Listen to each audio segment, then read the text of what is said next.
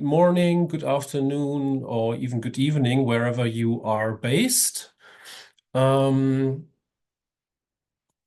um, my name is Stefan Moitra. I'm calling in from the Ruhr in Germany, where it's a very gray afternoon. And I'm happy to be chairing this second session today, the second session in this season's roundtable series of the Depot project, the Deindustrialization and the Politics of Our Time project. And this session has the heading of Deindustrialization, Race and Caste. And as you probably will know, this whole season or this whole year will have the theme of populism, race, and well, I guess the answers to populism and race on the left.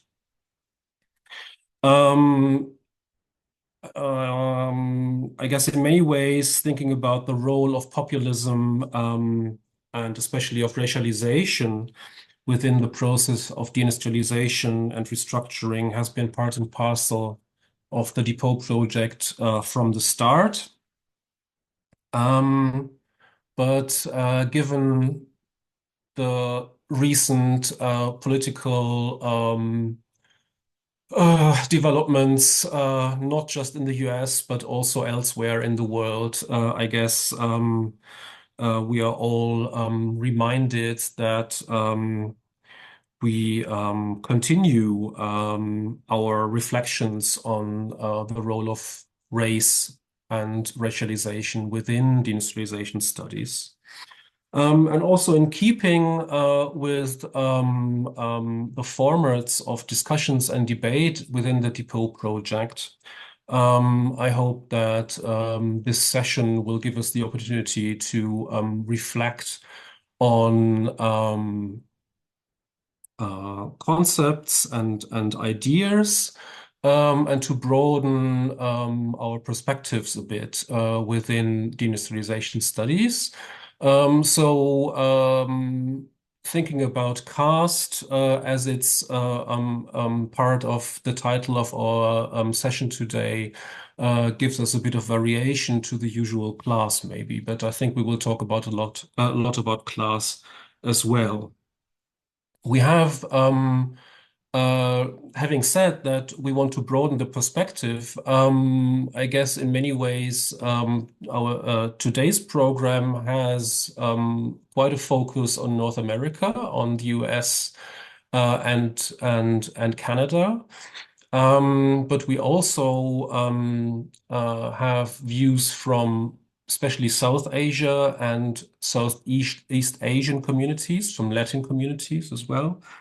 That is a bit maybe some broad perspectives for our session as we go along today.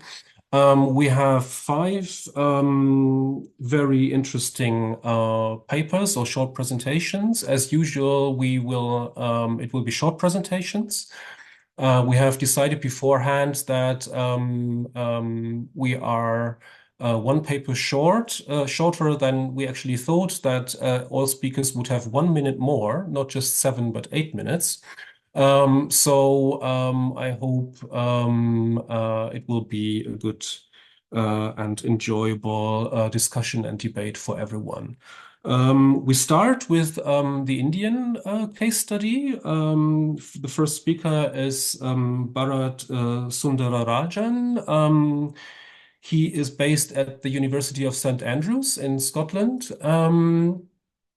And works on a PhD on the restructuring of the textile industries in southern India, and particularly in Pondicherry. And I think that what he will talk about today as well. Bharat, it's your turn. Thanks, Stefan. Hello, everyone. Let me just share. Yeah, so what I'll present today is work in progress for a book chapter on caste and deindustrialization. for the race, populism, and the left working groups particularly. I'll be drawing here on some early thoughts from my ongoing doctoral research on the textile workers of Pondicherry in southern India. So the main question of this chapter that I'm working on is how did caste shape workers' experiences of industrial decline and closure? But at this stage, before I can really even engage with that question, I find myself trying to situate caste within the textile mills, trying to understand the place of caste within the textile mills of Pondicherry and the ways in which I can read caste into my field site and the ways in which caste becomes visible in the textile mills. I am 2 months into my fieldwork and I've just started doing my interviews. And I wanted to share a couple of excerpts from some of the early interviews that I've done so far and think through that and link that to some of the debates around class and caste in Indian labor historiography. So these are the two excerpts that I wanted to share, both from former workers at Anglo-French Textiles, which is also known as Rodeo Mill. One was in the weaving section, the other worked in the drawing section of the spinning department of the mill. And both of them were active in the trade unions and were active men, and even today are active members of the Communist Party of India Marxist in Pondicherry. So T. Murugan, the first extract that I wanted to share, here in that extract, he says, Rodeo Mill was not like that at all. No one asked about your caste. At 11:30 or 12 at lunchtime, when we would sit down to eat, my fish curry, someone's meat curry, the sambar from someone's house, I saw this only there. It is only inside the factory that the workers forgot about caste and things like that. When we came out of the mill, we were separated like strands of cotton. That's why Marx picked the working class. Inside the factory, we would all eat together without caring about caste. Dalits, Muslims, Christians, everyone would eat together. I came from Kerala. No one knew my caste. All of us would eat together. Mudaliar, Vanniar, Chettiar, Dalit. It's when we went out of the factory, when the worker returned home, that you would know their caste. Okay, he lives on the Dalit street. He lives on the Vanniar street. That's how you knew someone's caste. And in the second extract from Muthukumaran, he says, the highest number were from the backward community. Not exactly one caste group, but backward communities more broadly. Next were those belonging to the depressed castes. There weren't a lot of people from the forward communities. There was nothing there, that's the thing. Inside the factory, there were no such problems like caste conflict. People would be stealing and eating each other's food. It's true, what Marx said is true. We ate together. For the most part, there was no such thing like caste. We didn't pay heed to it. People spoke of each other like kin. Someone from a depressed caste would call a one-year mama, which is the term for a mother's brother. And the one-year would call him machan, which is the equivalent term for a sister's son. That's how the setup used to be at one time. It's not because of the workers that the mill closed down. So there's a couple of things that I found interesting here, and it hinges around this idea of the inside and the outside of the factory. And caste appears in these extracts both present and absent at the same time. So the inside of the factory is characterized by harmonious social relations between different castes. There is commensality amongst workers of different castes. They eat together, and more specifically and importantly, vegetarians and non-vegetarians eat at the same table. And there's this kind of temporary supremacy of a worker identity over other forms of identity and a temporary suspension of caste and community ties inside the factory in these two extracts, in these two narratives. And the outside is framed as a place where workers live in separate social worlds and lead lives which are spatially segregated by caste. So there's this idea that you can know someone's caste based on where they live, and this is a big marker of caste affiliation and caste identity. So caste and class identities here are concrete, but they're also fluid. They come in and out at specific points in time. There are specific points in time when one axis of identity can be suspended in favor of another. And this tension between class and caste has a long history in Indian labor studies and has been debated from the colonial period itself. And so the persistence of caste and community ties in the industrial workplace in India was typically framed by early labor studies in India as a problem, a residual attachment to pre-modern categories and beliefs that acted as a hindrance to the development of an industrial society.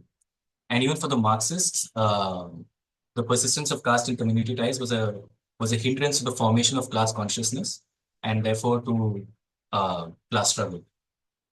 More recent scholarship since the 1980s, for example, Deepesh Chakrabarti or the work of Raj Narayan Chandavarkar or Chitra Joshi, among others, has challenged some of these teleological assumptions about a class identity taking over and overriding other forms of identity and other ties. Caste and community ties were no longer seen as residual categories, but were seen as central to how workers navigated the realities of industrial world. So these are not pre-modern ties that carry on into the industrial world, but these are ties that are kind of renegotiated and redefined in response to the realities of modern industrial work in the city. So caste, religious, and regional identities changed and redefined themselves within changing historical situations. And so the picture that emerges in this historiography is of an industrial working class that is very heterogeneous, deeply segmented, and fragmented along multiple social lines. Solidarities appear momentary and fleeting. There are certain critical junctures where where a kind of class identity coalesces in specific strikes, in specific situations, in specific periods of time, and workers are able to transcend caste and religious lines. But there's no linear progression towards greater and greater homogeneous class solidarity. And so the question that sort of comes up when we look at this historiographic literature and the two extracts, the kind of narratives that I'm getting in the field so far, is that there is this picture of a relatively harmonious social life in the factory that's coming out in the interviews so far. But we know from labor history and from studies of factory work in India that the Indian working class was fragmented and segmented in many ways historically over the years. So how do we make sense of these two things together? Is it just this idea of the temporary suspension of caste not mattering inside the everyday life of the factory, something there's kind of Marxist orthodoxy of two old-time trade unionists that they're still kind of holding on to? Or is it a desire to protect the workers' reputations in the current climate? Because I was struck by the fact that Muthukumaran in his interview, after talking about caste, immediately says that it's not the workers' fault that the mills closed down. Whereas that was not the thrust of my question at all. I was asking him if there was conflict in the mill along caste lines. And it seems to me as if he took that as an implicit insinuation that it's because of conflict between workers that the textile industry collapsed. So maybe it's a desire to protect workers' reputations that also gives this kind of impetus to such a narrative. There are also ambiguities within this narrative. There's this whole idea of the inside and the outside of the factory. There's also in Muthukumaran's narrative this idea of that's how the setup used to be back at one time, which implies that maybe that's not the case now. So there's the then and the now, the inside and the outside. So as I conduct more interviews, I want to see how this narrative changes and how new narratives emerge. And there are a few different ways in which few lines of inquiry that I can see myself developing. One is to look at survival strategies of workers and how caste played a role in how workers navigated the uncertainties of industrial life, how caste networks and community ties played a role when workers were confronted by industrial closures, when they were out of job for months or years at a time. That's one way in which I could read caste into this situation. I also want to start looking at other kinds of archives beyond oral histories, like employment records. These are in Pondicherry notoriously hard to find, and there's no guarantee that I'll find them, but finding employee records could be one way in which to understand the caste composition of the different mills and how this changed over time. And lastly, and very importantly, I also want to start looking very specifically at Dalit perspectives on caste in the mills. I want to interview Dalit workers, and I hope I'll be able to meet some Dalit workers and do some interviews in the coming weeks. And I also want to look specifically at Dalit writings and industrial work as a way of understanding some of these processes, specifically from a Dalit lens. That's what I meant. Thank you. Thank you very much, Bharat, for this, I think, really for all of us broadening perspective. And I also think there are lots of connections, I think, that we could talk about later. Next up is Rémy Chhem. He is a researcher and at the same time activist, based at, I think, Ottawa and Montreal. He works on a PhD on environmental justice, biodiversity, and land tenure in Cambodia and Southeast Asia. And he's also active as community organizer within the Cambodian community, I guess in Montreal, and has been involved in a number of grassroots history, memory, and arts projects. And he's also, not least, part of the current Artist in Residence program within the Depot project, in which he looks at racialized workers in the restructuring period of Montreal's textile industry. So, Rémy. Can I share my screen, please? For sure. Let me just make you a co-host. Just wait 1 second. Okay, yeah. And thank you, Stefan, for the great presentation.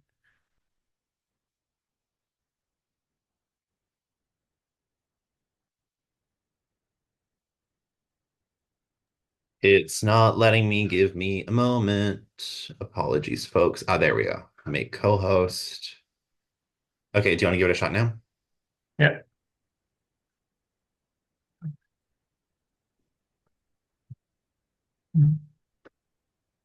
Yeah.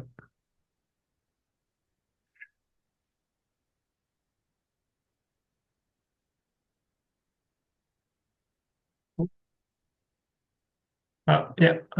So can everyone see the PowerPoint now? Yeah, good.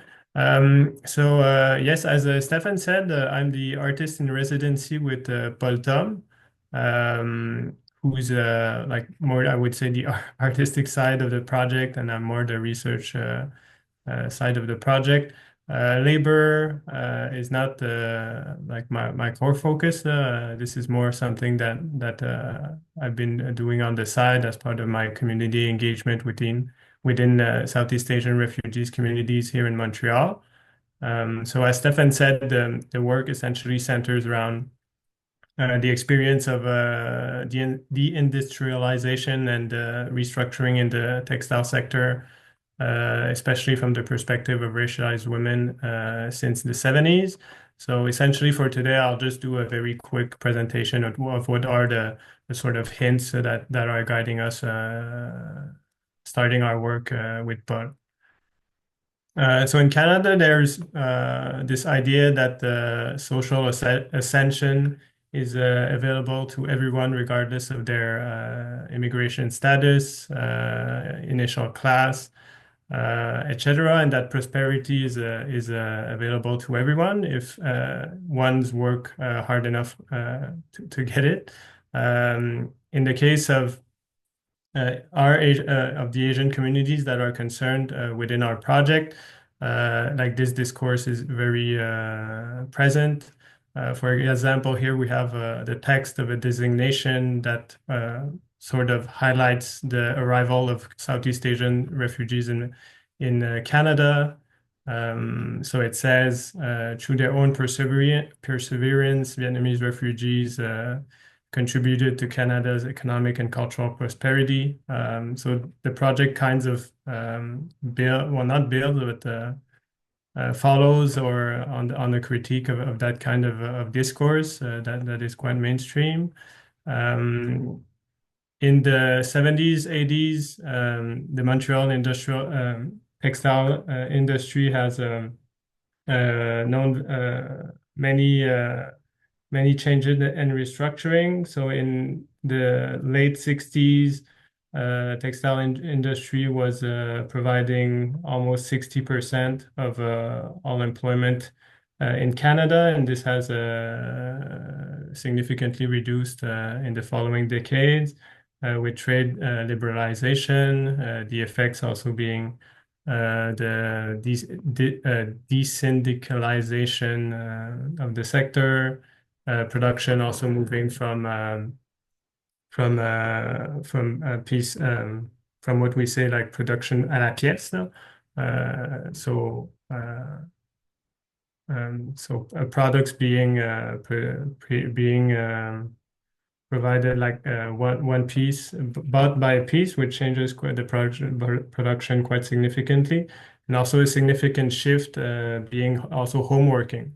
So many people used to work within factories, and now they were moved within their homes in Southeast Asian communities, often in basements. which also changes the way of producing, the relation within the home, the relation within the family. So there has been some resistance. So for example, so that's a picture that has been taken from Lauren Laframboise project on deindustrialization in that era as well. But the story we want to tell is not necessarily the story of struggle and group mobilization.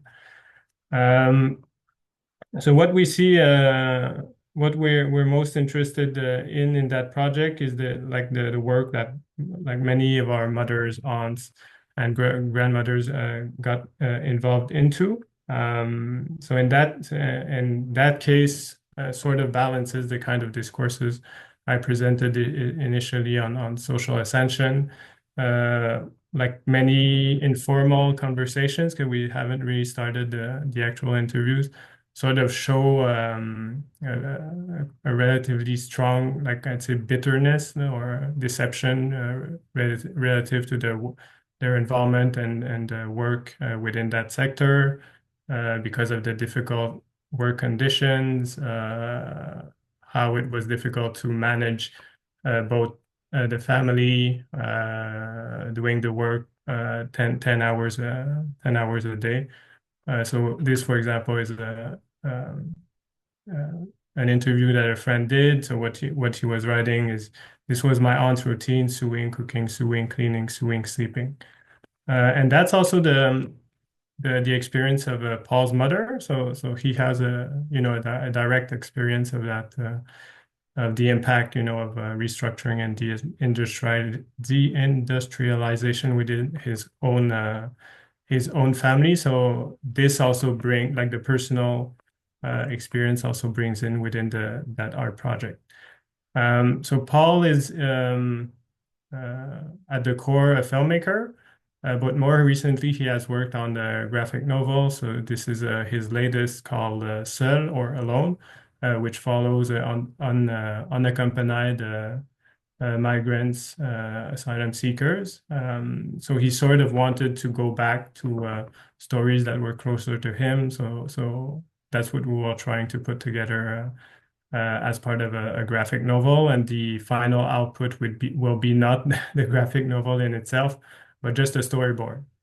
So there's this the question will be like, what is the story, but also how do you tell that story within a graphic novel? And those were just to open, let's say, the story a bit in our reflection. It also fits in the fact that next year, so 2025, will be the 50th of the end of the Vietnam War, start of the Cambodian genocide, and we've been within our collective called Superboat People involved also in doing an exhibition around those 50th. So there's this whole idea of what do we commemorate, how does labor racialization fits into that narrative. So there will also be that work of telling that sort of counter history within that broader history commemorating the 50th. And that's also knowing that there always have been a very strong conservative fabric within Canada. So just a nod to the social climate in the late 90s. That's also goes back to the issues of labor racialization that I've mentioned before. But this is a caricature from 1978, I believe, when Prime Minister Joe Clark admitted the initial batch of 50,000 Southeast Asian refugees / boat people in Canada. So on the more conservative media, there was a lot of concern because at the time there were growing unemployment. So how would the arrival of that boat people wave would influence that, and how is it coherent with this idea of a deindustrialized Canada? Yeah, so those are pretty much the lines that we can discuss this further if necessary. Thank you. Thank you so much. That was right in time. just about. Okay. Um, so I think we have to, yes, thank you very much. Stop the screen share, and next up we go to Greg Wilson and James Rhodes, i.e. we move from South Asia via Canada to the US. Greg Wilson is professor based at the University of Akron. He is obviously focused on the history of deindustrialization, but also has worked on broader projects and themes of political economy, public history, and environmental history. In a way links environmental history and labor history in his latest book called Poison Powder: The Capone Disaster in Virginia and Its Legacy. He will present together with James Rhodes. James is an associate professor of sociology at Hiram College, where he also directs the Center for Social Impact. And his research as a sociologist lie in the areas of deindustrialization, race, class, and place. Greg and James. Okay, thank you, Stefan. Let me get the PowerPoint going, and then James and I are going to do a little tag team back and forth. Hopefully it works. We'll see. Let's see if I can get this up for James. Hopefully you can, and I'll try to move it along for everybody here. Can you, I guess we can see that okay? And let me get to the slideshow down here. All right. So James, I'll get started if that works, and then we'll switch over. So James and I are working together on a new project for both of us, focused mainly on Puerto Rican communities in two industrial cities in Ohio, Youngstown, which you're probably all familiar with, and then Lorain, which you might not be. And so we're going to highlight at least where we are so far in our work. So it's kind of an update, nothing finished yet, so in progress. Just to give you a little bit of background about both cities, Lorain, I'll start with that. Lorain is an industrial city. It's about 25 miles west of Cleveland. You can hopefully see that a little bit here on our map.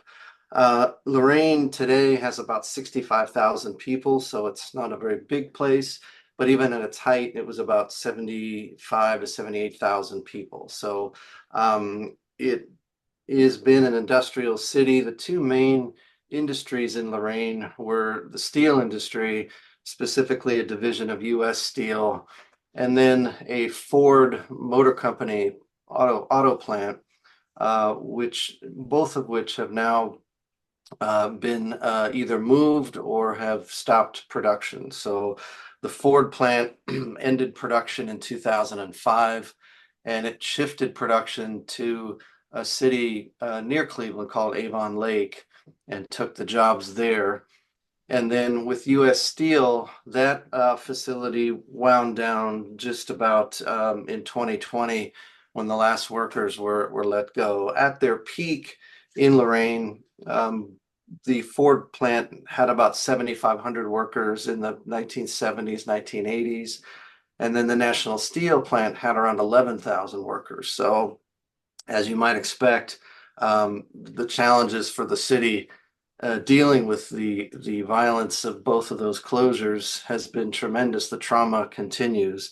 So that's one of the contexts for our interviews, is looking at that impact, but looking at it in the Latino community in Lorain. Lorain has one of the largest Latino communities outside of Cleveland in Ohio, and it was built by attracting workers there to work in these industries. So that's one of the reasons we chose Lorain, to match with what was going on in Youngstown. So James, do you want to talk a little bit about that?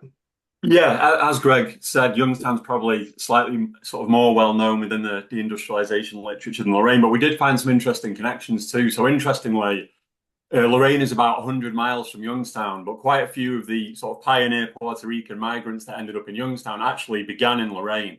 So many of the workers were directly recruited into the region in Lorraine, but after they were seemed to be initially reasonably well received, within a few years, leaders in Lorraine were talking about the Puerto Rican problem, and there was a plan to forcibly disperse Puerto Rican workers to both Cleveland and Youngstown. And so a number of the kind of oral history interviews that we have either done or have access to in Youngstown, a number of Puerto Ricans actually started in Lorraine before moving to the city. So Youngstown, very similar size to Lorraine. It's just over 60,000 people. It's located halfway between Cleveland and Pittsburgh. It rapidly industrialized during the late 19th and early 20th century, becoming one of the world's largest steel producing centers, dominated by companies like Youngstown Sheet and Tube and Republic and US Steel. And the industry largely and deliberately monopolized the local economy really until the kind of like 1960s. And then in 1966, General Motors opened the Lordstown plant to the west of the city, which at its peak in 1976 employed 12,000 workers, many of whom were Puerto Rican. And General Motors Lordstown closed in 2019, but by the time it closed, it was down to like 1,500 workers after a long period of restructuring and downsizing. The steel industry, as many of you will know, obviously closed earlier than that, and it began on September the 19th, 1977, so a day that's known as Black Monday in Youngstown, when 5,000 steel workers lost their jobs at Youngstown Sheet and Tube Camel Works. Again, Camel, as we'll get to, a big Puerto Rican settlement, and many of the Puerto Ricans that worked in the steel industry in Youngstown were actually located in Youngstown Sheet and Tube's Camel Works. Over the course of the decade following that, Youngstown lost over 30,000 manufacturing jobs.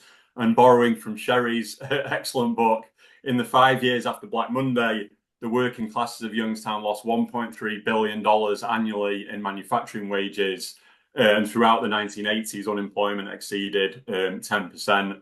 There's been, in Youngstown, since the turn of the century, there's been a big second wave of layoffs as employers like WCI Steel and Delphi, including the downsizing of General Motors, led to a loss of 24,000 jobs between 2000 and 2008. And by 2006, median wages in Youngstown were half of the state average. And similar to Lorraine, we've seen huge population decline. So the population in Youngstown peaked in 1930 at around 170,000, but now it's down to 60,000. And again, the city consistently registers some of the highest child poverty rates in America, also with high rates of like general poverty and concentrated disadvantage.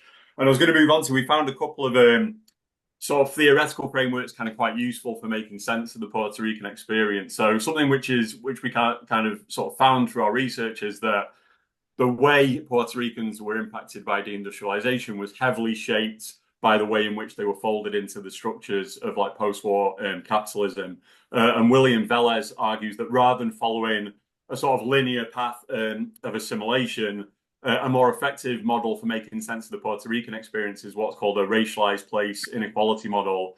And this basically argues that the kind of outcomes for Puerto Ricans are shaped partly by individual attributes like human, social, and cultural capital, but perhaps more significantly, shaped by residential segregation, the quality of neighborhoods and their institutions, and at the macro level, the kind of regional job markets in which workers found themselves, as well as like broader state and federal policies around levels of investment, access to affordable housing, and things like that. And Greg was going to move on to say a bit more about how Puerto Rican workers came to be recruited into industry. Yeah, so as I mentioned, Puerto Rican workers were recruited directly from Puerto Rico by industries in Lorraine, and they did so with cooperation from the US government, but also the Puerto Rican government. Operation Bootstrap was the name for this effort. So this was in the 1940s and 1950s. So these are the pioneer workers that James mentioned. And they were recruited specifically in specific ways, I guess we could say. Lighter skinned, Puerto Ricans from agricultural areas were targeted by the recruiting agency. You've got a contract here on the image on the screen. And they became part of this kind of trans-territorial method or system of capitalism that was enforced by the state policies, if you will, from the United States and Puerto Rico. The other thing to remember too about Puerto Ricans is that they are citizens, right? So that shapes the migration and recruitment story in a different way than we might say for, say, Mexican workers, for example, right? So they occupy this kind of a unique space, if you will, in that. And then again, second and third generation workers are the ones that we'll talk about here in a second as well. But it's this kind of liminality, right? This in-between space. And I'm glad we started with that idea in our first presentation because it's something we've picked up on too. So James, you can talk a little bit about that if you want. Yeah, so there's sorry, can I just interrupt to say that you have maybe like half a minute left? Okay. Yeah, I mean, we could show the next diagram. So yeah, so basically Eduardo Bonilla Silva argues that as America has developed, it's basically developed in the form of this kind of like tri-racial system where, you know, broadly he says it's kind of also shaped by class and gender, but kind of at an aggregate level, you have this racially stratified society that's divided into these kind of three groups. So at the top, you have kind of whites. In the middle, you have honorary whites. And then at the bottom of the hierarchy, you have kind of like collective blacks. And again, we're kind of interested in the way Puerto Ricans have this liminal experience, both as kind of citizens, but also colonial subjects and positioned between kind of like black workers and white workers also. And quite interestingly too, Bonilla Silva argues that this racial order in America is complicated by colorism too. So he says it's not only a racial order, he says America also has a pigmentocracy. And Greg's already mentioned that it was lighter skinned Puerto Rican workers that were deliberately kind of like recruited. And one of the interesting things is when you look at average earnings for Hispanics, it's lighter skinned Hispanics like Argentinians, Chileans, Cubans that tend to earn more than groups like Puerto Ricans, Dominicans, and Hondurans. So I think the average income is roughly 65,000 for Hispanics, and the average for Puerto Ricans is 59,000. So Puerto Ricans on average also make less than Mexicans as well. And hopefully we can get into it more in the questions, but I think we've also found some interesting things about the role of religion and sort of generational effects in deindustrialization as well. Yeah, and the importance of the unions as well, which we could talk about. So anyway, we'll have to end there, but hopefully we can have a good discussion coming up. But thanks, everybody. Thank you. Thank you. There's a lot. Yeah, sorry to cut you short there, but even with an extra minute, it wasn't enough. That's okay. Yeah. Okay, so we stay in the US, and next up is Emiliano Aguilar. He is based at the University of Notre Dame and works on a PhD thesis on building a Latino machine caught between good government reform and corrupt political machines. And he explores the ethnic Mexican and Puerto Rican community of East Chicago, Indiana, not least before the background of urban renewal and deindustrialization. And today, I think he will speak on the Save Our Jobs Committee and closure of Wisconsin Steel. So much for that introduction. I'm just going to get this started here. And it's a great reminder on updating bios because it's now the manuscript project. I'm here at Notre Dame work as an assistant professor. So no longer the dissertation. That's in the rearview mirror. Sorry for that. Sorry for that. No, that's completely my fault. I think I sent an old bio. Total apologies. But yeah, so today I'll be talking a little bit about Wisconsin Steel. I should add the asterisk that this is relatively early on. I'm a recent newcomer to Depot. So take everything today with a grain of salt, still diving into archives, still organizing the hard drive of the treasure trove of photos, and eagerly waiting to start some interviews with former steelworkers and members of Save Our Jobs. So in 1980, the abrupt closure of Wisconsin Steel on the southeast side of Chicago caused immediate panic in the community. Without warning, more than 3,000 steelworkers were left without employment. Wisconsin Steel became emblematic of the extremes of deindustrialization, the overnight loss of a vital community employer, as a shout out to Stephen Walsh's Southeast documentary project, what they referred to as sort of a heart attack in the community. And it's one that really sets a pace for regionally what scholars have called, and we'll talk more about this, a world of iron and steel. And I want to look at the Save Our Jobs Committee, this committee, a multiracial alliance set to fill the void of the ineffective independent union that represented Wisconsin Steel employees, fought for 17 years against what they decried as the manipulative tactics of Environdyne, who deliberately drained the mill for any potential profit before declaring bankruptcy. Frank Lumpkin, a Georgia native and longtime member of the Communist Party, won multiple court settlements accounting to $19 million for the approximately 2,500 steelworkers SOJ represented. While a small fiscal win for the steelworkers, SOJ demonstrated the resiliency of collected efforts by steelworkers to combat the changing nature of the industry and the uncertainty of a post-industrial city. So with this, I'm really navigating and turning to, this world of steel, area that I've grown up in. I'm from East Chicago, Indiana, here towards the southern tip of Lake Michigan. And it's really defined by a bi-state region called the Calumet region, a highly industrialized region that saw industries and manufacturing plants dot and crisscross both sides of the state line, anchored by institutions like U.S. Steel Southworks and Gary Works, Youngstown Steels, Indiana Harbor's branch, Inland Steel, and numerous dozens of mini mills later on, but also medium-sized mills like Wisconsin. And in the Southeast side in particular, International Harvest Company, which owned the Wisconsin Steel, becomes sort of the focal point for this project.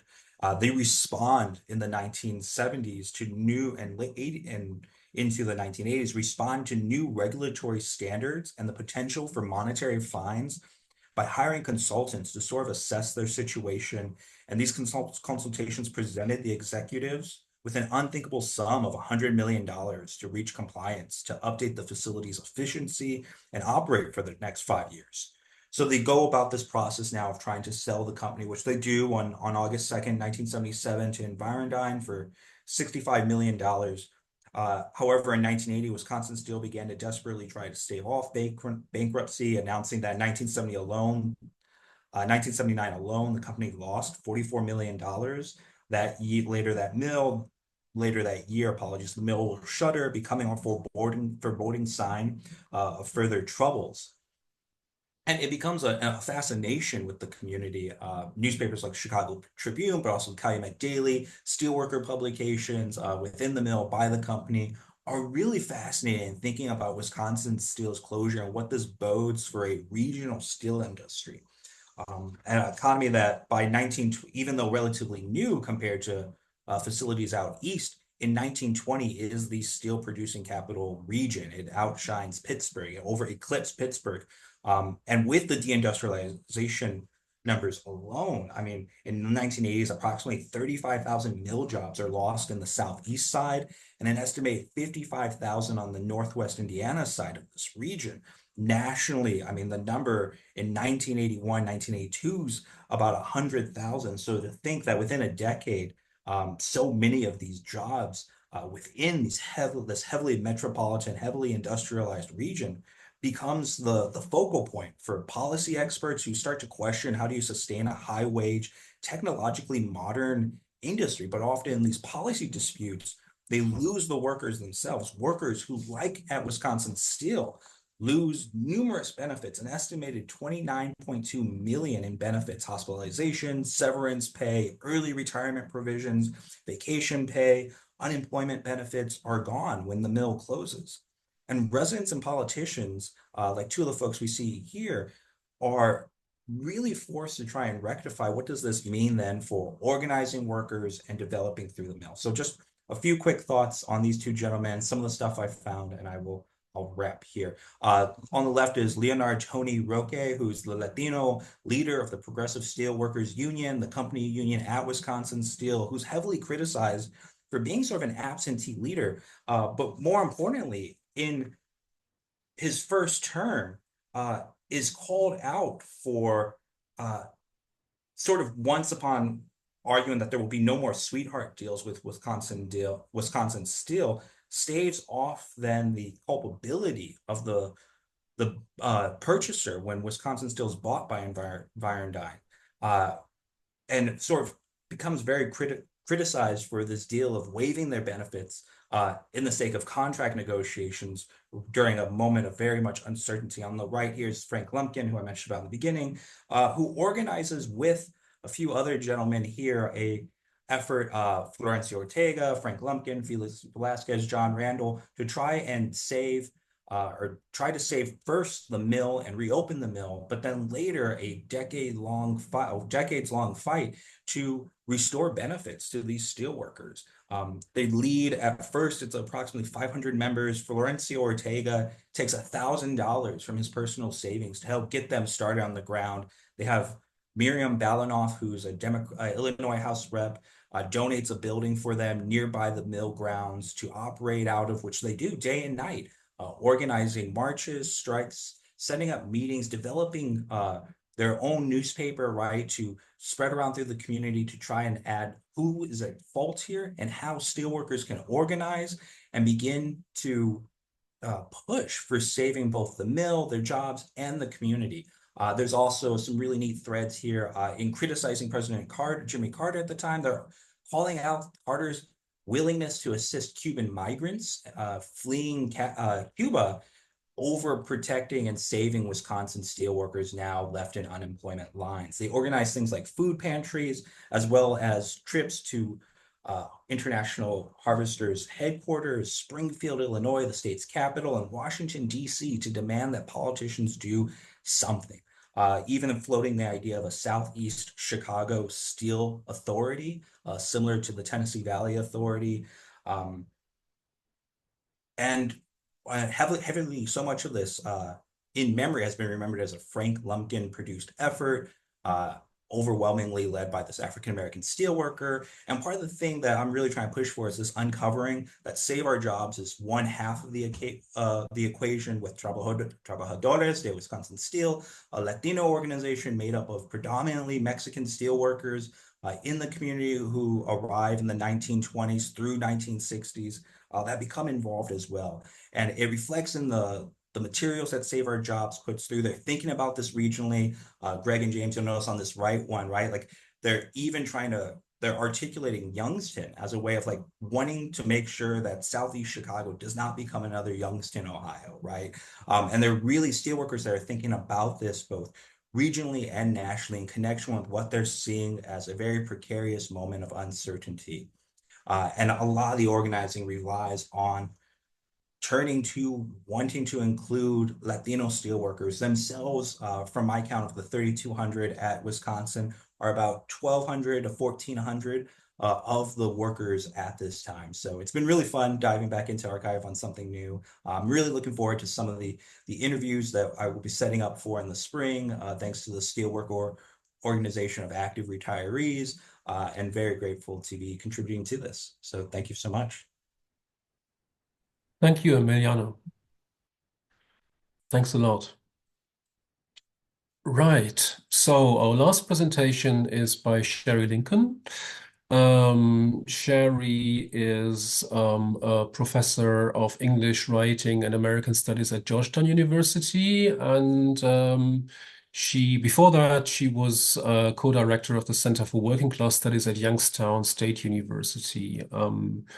She's a prominent voice in research on deindustrialization and working class studies. And I just want to mention one publication that has got a broad resonance, The Half-Life of Deindustrialization, Working Class Writing about Economic Restructuring from 2018. So, Sherry, the floor is yours.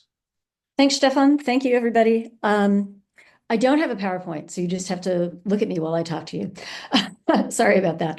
My project explores how Black workers, their families, and their communities have experienced and responded to deindustrialization, coming out in part from the realization that so much of the way we have historically told that story in the US focuses on white people. Emiliano's work is a great example, as well as Greg's and James, of the ways that we're starting to change that. In my work so far, one of the things I've found is that while the loss of industrial jobs probably caused more harm to Black people than it did to whites, the representations of deindustrialization that Black artists have created reflect much less of a sense of nostalgia for industrial work than we see in the representations by white artists. Given how central industrial labor was to Black lives, I'm essentially trying to figure out why that is. I am looking at a wide range of representations to do that, but I think much of the answer, and as an English professor, I hate to say this, the answer may not lie so much in the plays and the poems and the stories as it does in a longer sense of history. So what I want to do today is do a little bit of a kind of deep dive in the long history of race and labor in the US, because I think we can't understand what happened with deindustrialization without going back almost 400 years. So a quick tour of American history. As the title of today's roundtable makes clear, race is just one way to frame questions about identity and difference, but it's central in American working class history. It was shaped by 250 years of slavery that established white supremacy as an almost foundational element of American culture. Simply put, slavery deepened, and some would argue that it required racial divisions within the working class. From early on, white workers saw Black workers, whether enslaved or free, not as comrades, but as competition. As David Roediger has famously argued, the wages of whiteness encouraged white people to see themselves as separate from, but also superior to Blacks. After slavery ended in the 1860s, you can see what a fast tour I'm doing, factory workers used racial divisions to manage labor unrest. They threatened to replace white workers with Blacks and divided jobs along racial and ethnic lines. As industry expanded in the early 20th century, and as the violence of Jim Crow and the Ku Klux Klan increased in the southern US, tens of thousands of southern Black people migrated north and went to work in steel mills and auto plants and other places. Yet they would not be recognized either by employers or labor unions as anything like equals for decades. And recent history makes clear that many white Americans still see people of color not as part of the working class, but as a threat to working class advantage. Racism is deeply embedded in the structures of industrial labor in the US and in the culture of working class life. And it enabled inequities in policies that made Black workers especially vulnerable after deindustrialization. And it helps explain why deindustrial jobs, the loss of those jobs, did not inspire among Black artists and writers representations that emphasize pride and solidarity. In the post-World War II period, many industrial workers in the US gained financial wherewithal that allowed them to achieve the American dream. Things like home ownership and sending your kids to college and all of those kinds of things. Government loan programs helped many white working class families buy homes, often in suburban areas. Strong unions won good contracts that improved wages and benefits. Many white working class families began identifying as middle class and began to envision their children's futures as white collar, not as blue collar. But the GI Bill excluded many Black veterans, and discriminatory housing policies kept most in poor and segregated neighborhoods and housing projects. Union contracts often barred Black workers from promotion into better paying jobs. In the steel industry, a 1974 consent decree involving both the steel companies and the United Steelworkers of America improved those opportunities, but that happened at almost the same time that corporations started to close mills in Youngstown and Pittsburgh and elsewhere. That was too late to alleviate the longstanding patterns of inequity. As a result, when they lost industrial jobs to closures, many Black workers were more economically vulnerable. Joe Trotter and Jared Day have documented the many ways in which Black people suffered even greater economic and social losses than did whites when Pittsburgh's steel industry contracted in the 70s and 80s. Rates of unemployment, depression, juvenile delinquency, interventions by child protective services, and incarceration were all higher for Blacks than they were for whites, while wages in the jobs that Black workers were able to get after the mills closed were even lower. Black workers made up about 20% of the workforce in the steel and auto industries in the 1970s, but relatively few contributed to the wave of writing that emerged in the decades right after deindustrialization, while white artists memorialized the hardships and the pride of industrial work and framed industrial labor as a source of identity, validation, solidarity, and economic security. Representations by Black artists are a more recent, but also a more complicated phenomenon. The playwright Lynn Nottage argues that work was simply less central to Black culture because it prized community over labor. Just interesting in terms of conversations about the way working class culture prizes community. But Nottage's argument that this is different, it argues that this is different for Blacks. Well, I think her analysis oversimplifies the story. There's more to it to talk about. The representations created by Black artists and writers in the last decade do suggest that industrial work had a different meaning for Black workers than for whites. Black workers did not have the kinds of jobs or experiences that provided many whites a sense of pride and agency. Instead of operating a crane or testing molten steel to see if it had the right composition, the kinds of work that white workers talk about as part of the source of both skill and collaboration in the mill, Black steelworkers performed hard physical labor, moving raw materials and cleaning up the remains of industrial processes. Limited opportunities for advancement reinforced racialized intra-class hierarchies, while also limiting the benefits Black families and communities could accrue from industrial labor. Black artists and writers, thus, often depict solidarities not based on shared work, but on shared struggle across generations and across economic sectors, struggle that is rooted in shared experiences of discrimination and exclusion. In Nottage's play Sweat, for example, both Black and Latino characters recount how they and their parents were barred from both jobs and union membership. In The Notion of Family, LaToya Ruby Frazier links the bodily and physical, psychological injuries of steelwork, service work, and care work. As my project develops, I'm tracing how Black women artists especially acknowledge the difficulties created by deindustrialization, but also remind us that the economic shifts of the late 20th century were just the latest in a long and continuing struggle for the Black working class, a struggle that is similar to, but also distinct from the challenges faced by white workers. Thanks. Thank you so much. That was exactly 8 minutes. So thanks for timekeeping. And thanks all of the presenters for really insightful material and presentations, thoughts I think that we can all relate to and discuss.